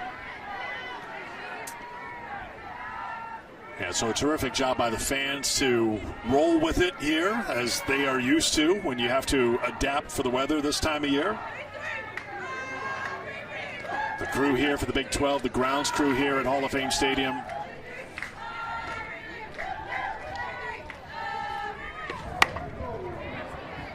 That one's into the crowd, and the count is now 0-2 to Brito. You know, they bring the energy, but you got to be heads up for some of these foul balls over there. High fives going all the way around. Another good catch made. I think the good defense they see on the field inspires them to make some great plays up in the stands. It is contagious. That misses. Ball 1-1-2. This was the scene this morning, as they said, you're starting 2 hours earlier, no problem. We'll get in line a couple hours earlier. Hey, they're used to having softball with their morning coffee with the way that this week is gone. Originally scheduled for 2 o'clock Central Time. It was moved up yesterday to noon Central Time. I mean, how else would you want to spend your Saturday afternoon? Sitting in the sun, watching softball. Really good game so far, too. Great. It's been really fun to watch. We've seen balls leave the yard for both sides. Clean defense, too. You know I love to see that. 2-2 the count to Brito. Time is called.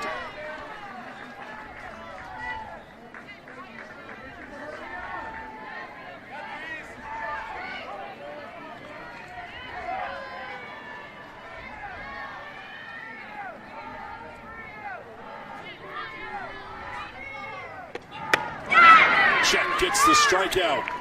Brito's retired. One away. Second strikeout for Check. We keep talking about how fired up Oklahoma's dugout is, but Estelle Check brings so much fire and passion when she's out there in the circle, not afraid.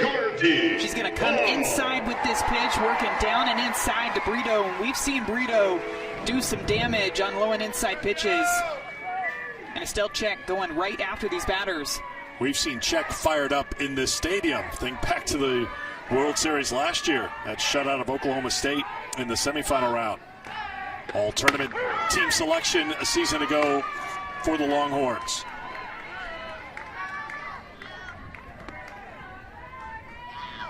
There's Jordy Ball. Came on the run for Torres in the 4th inning, so her first plate appearance.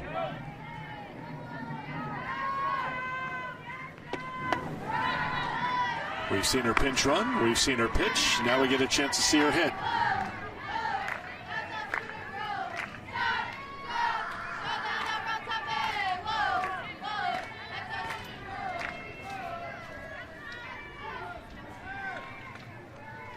The 1-1 from Czech. That's a blooper out to center field. Alvarici Martinez going first to third is Hodge. The ball gets away on the infield. No one's at first base. The run will score. Ball goes all the way to third.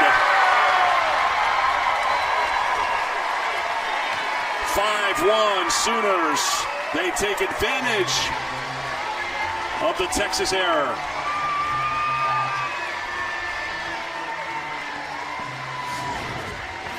Pitch by Czech here, trying to come inside again to Jordy Ball, up and in on the hands, and it's just a jam shot over the glove of Viviana Martinez out into center field. And when Bella Dayton comes up just to bring the ball back into the infield, looked like she overthrew Leanne Good, who was right there at second base. Now just way up over her head, sails out to her right, and nobody is there to back up that throw.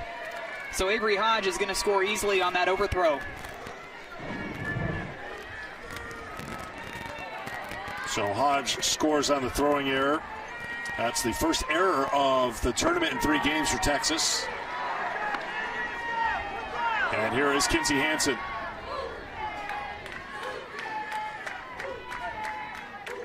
One of the big questions, and there weren't a lot of questions, obviously, with a team as good as Oklahoma, was the status of Hansen coming out of the regular season. Madison talked about it before. She was hit by a pitch in Game 1 of that Oklahoma State series. Did not play in the final 2 games. But she's been a full go here so far for Oklahoma in the postseason.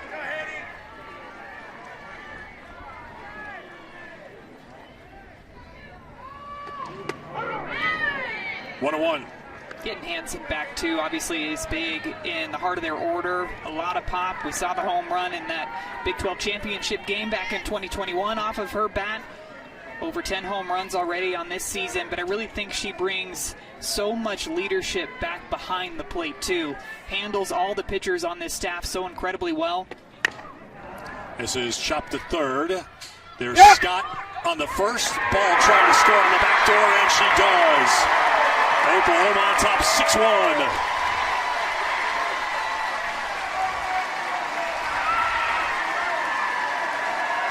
What were we saying about Jordy Ball? All gas, no brakes. Softly hit ground ball to the left side. Mia Scott has to run a couple of steps to make a play. Tries to look Jordy Ball back, but as soon as Mia Scott let go of that throw to first base, Jordy Ball took off, diving headfirst into home plate. What an athletic play by the pitcher after that base hit out to center field, moving all the way over to third base on the overthrow, and scores on that ground ball over to third base. 6-1 now for Oklahoma.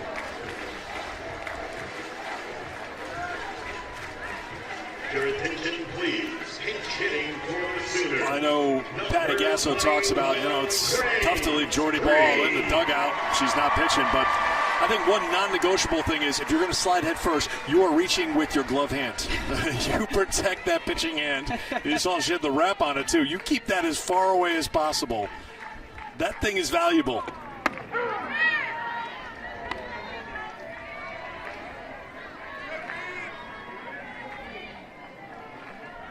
So an RBI ground out for Hansen, scores Ball. And Grace Green hitting for Riley Boone.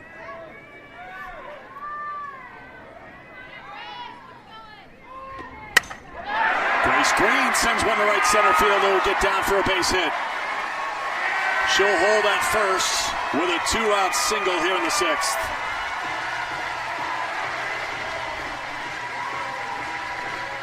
Coach Patty Gasso brings in the right-handed batter to go up against the lefty Czech. Czech trying to throw her outside But Grace Green just throws her hands at that pitch and drops it out into the outfield, and that's going to turn the lineup over and bring up the Big 12 Player of the Year in Jada Coleman.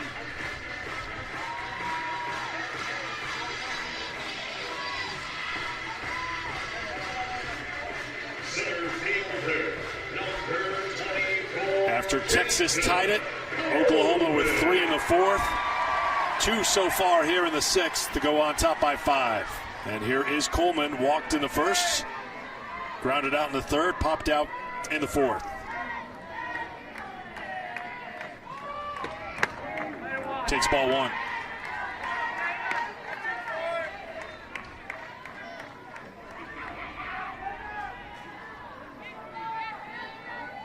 Coleman was the first batter that Czech faced when she came into the game with 2 down in the 4th, and got her to pop up to Scott.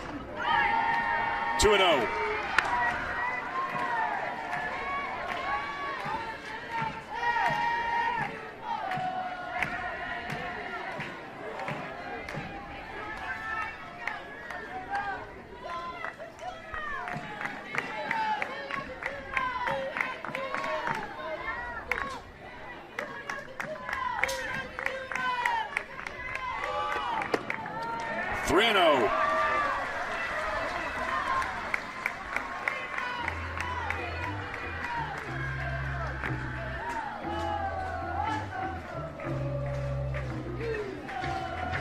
Calling time to come out and have a chat with Estelle Czech. Thrown some good pitches in this inning that have just fallen out into the grass. The jam shot by Jordy Ball dropping out in center field. Even Grace Green getting a pitch way outside, just throwing her hands at it, dropping it out into right field.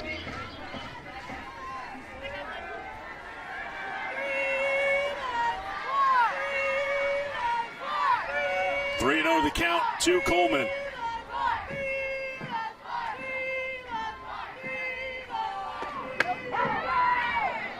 Coleman disagrees. It's called a strike. Getting a good chuckle out of it.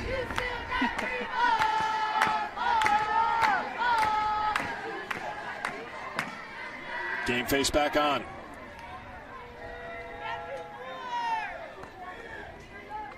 3-1. 3-2.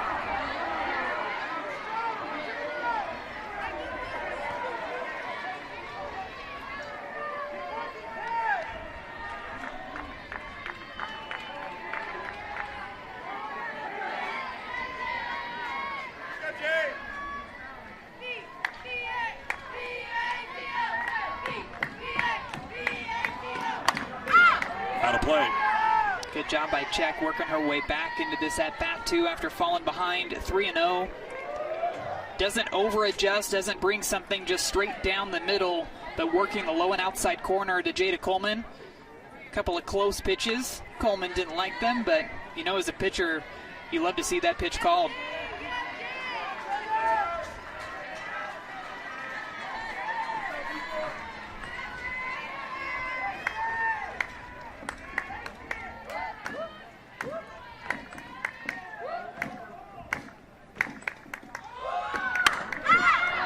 Popped up. And it drops in. Scott thought that Martinez was there. Popelka wasn't close to it, so miscommunication. Should have been the third out. It drops harmlessly foul. I think, too, the sun might have gotten in the way of that ball. Mia Scott trying to use her glove to shade the sun to find that fly ball. Miscommunication along with that. And now Jada Coleman has new life in this at-bat.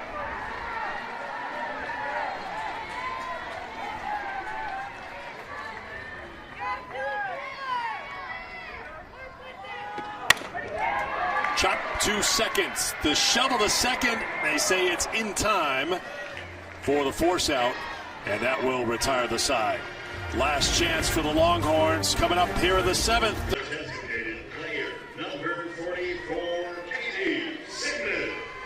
Katie Simmons will lead things off, 0 for 1 with a walk here today. 2 2 for 4 with a couple of walks and a home run in the tournament.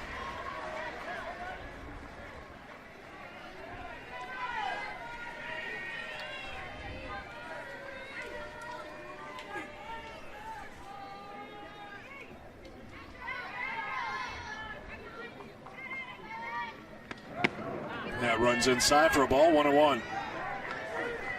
First at bat that Simmons is going to see Jordy Ball in this ball game.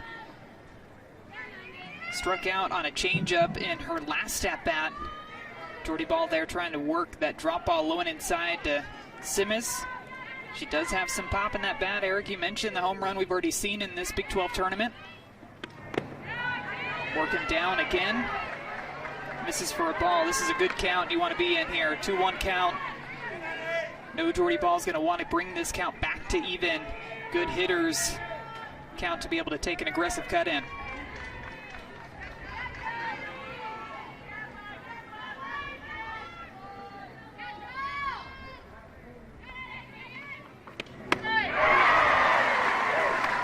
She goes for it, got the pitch that she wanted. Looked like maybe she thought that pitch was going to end up working down in the zone, but that's that up pitch that we've seen a couple of times from Jordy Ball. Different spin, different location, and gets a swing and miss.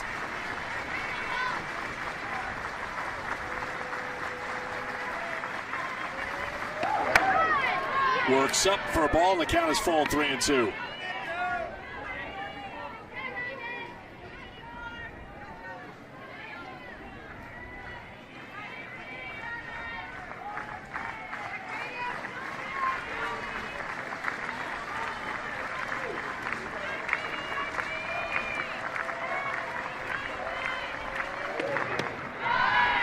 Leadoff walk for Simmons here in the 7th.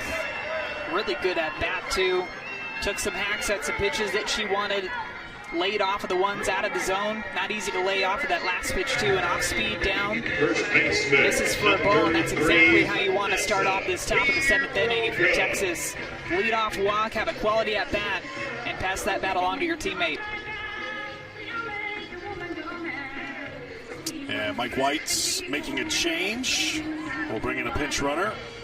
Looks like Luke Gilbert is heading out to first base.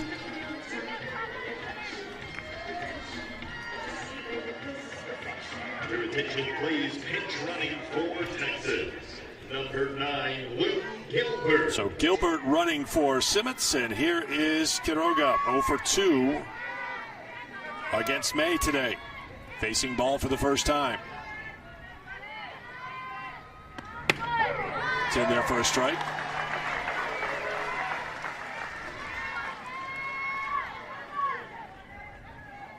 Quiroga 2 for 7 in the tournament with a home run, 3 runs batted in.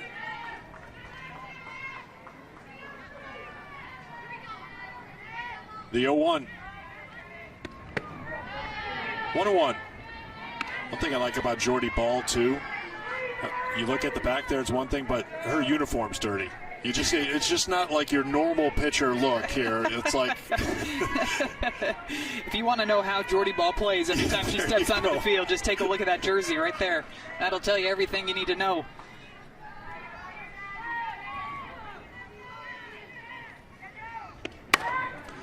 Grounded to short. Lions to second for 1. On to first, and a double play.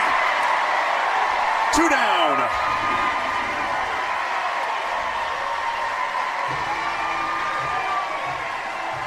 This was not an easy ground ball to turn a double play on. Almost a bit slow developing.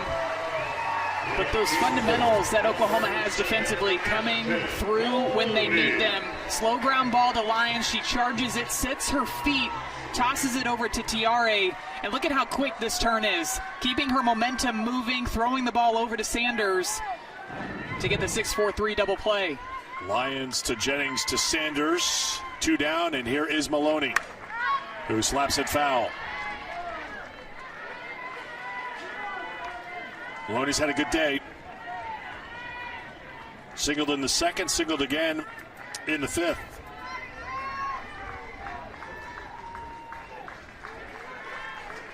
Four for 9 in the tournament. Slap foul, and Texas is down to their final strike, and the Oklahoma fans will let you know what's at stake here for the Sooners.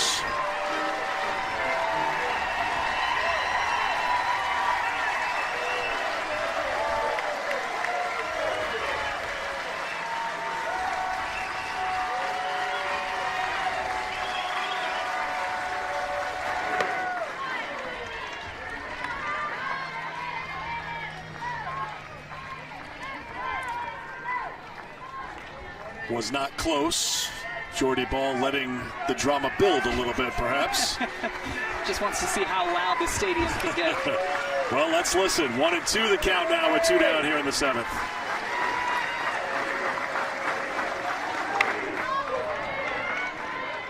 Ashton Maloney likes it quiet in here.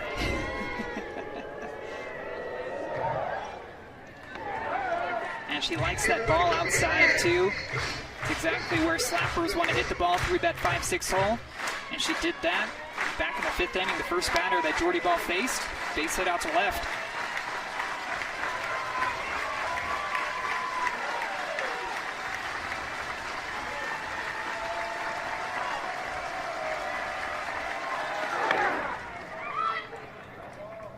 Spinning at the plates and foul.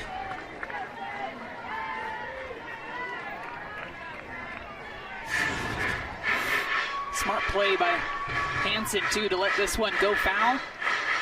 Maloney's got a ton of speed running down the baseline.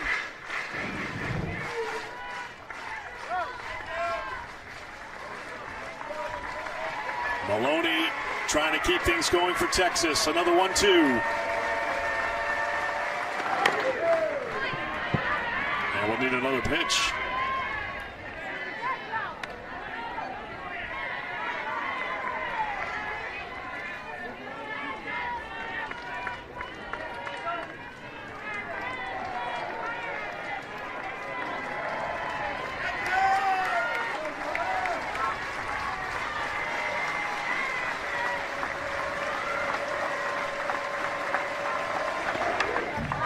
Love the battle by Maloney here.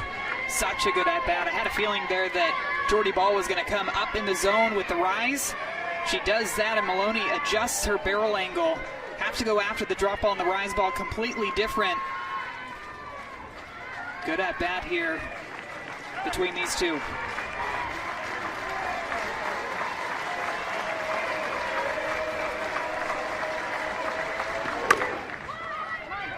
Grounded to Brito on the first. Oklahoma, Big 12 tournament champions in 2023.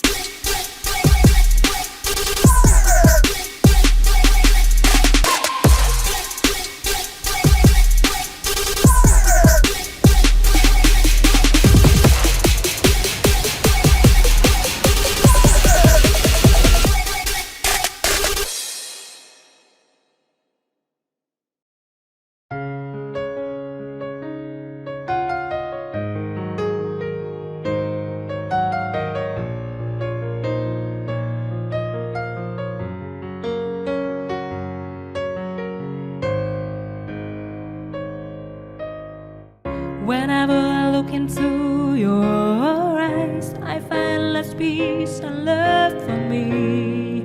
You are everything that I have ever wanted. I want to spend every second of my life with you.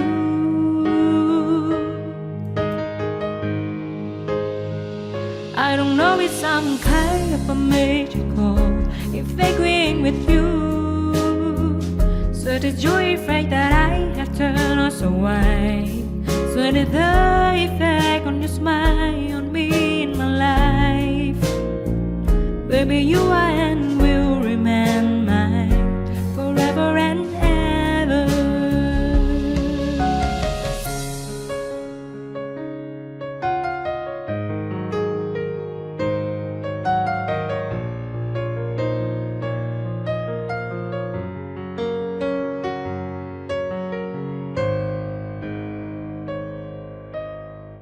Whenever I look into your eyes, I find less peace and love for me. You are everything that I have ever wanted. I want to spend every second of my life with you.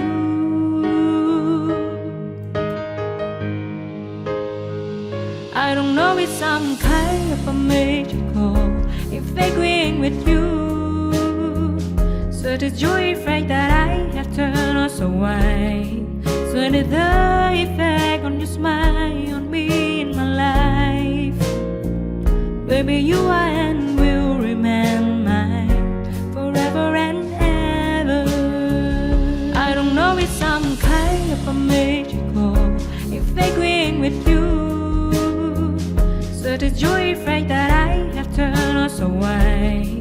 So did the effect on your smile on me in my life. Baby, you are and